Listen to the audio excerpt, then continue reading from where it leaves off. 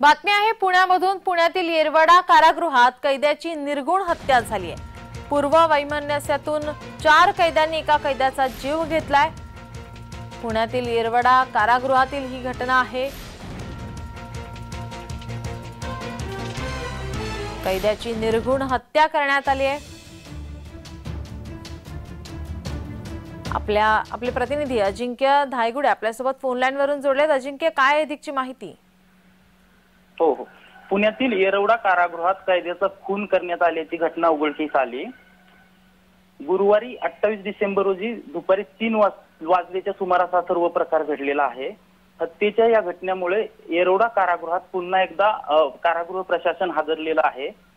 महेश महादेव चंदन शिवे असं हत्या झालेल्या आरोपीचं नाव आहे।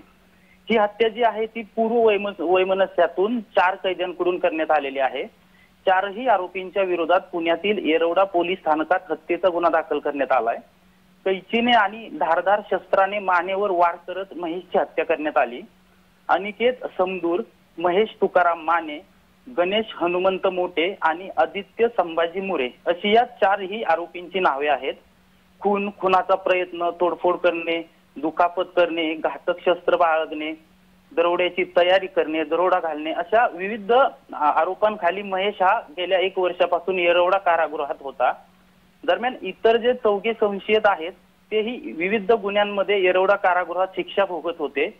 हत्या झालेल्या महेश चंदन शिवे याच्यावर पिंपरी, चिखली आणि भोसरी या पोलीस स्थानकांमध्ये 2013 ते 2022 या कालावधीत एकूण 12 गुन्हे दाखल होते। खुनाचा प्रयत्न, तोडफोड करणे, धन्यवाद तुम्ही दिलेल्या माहितीसाठी।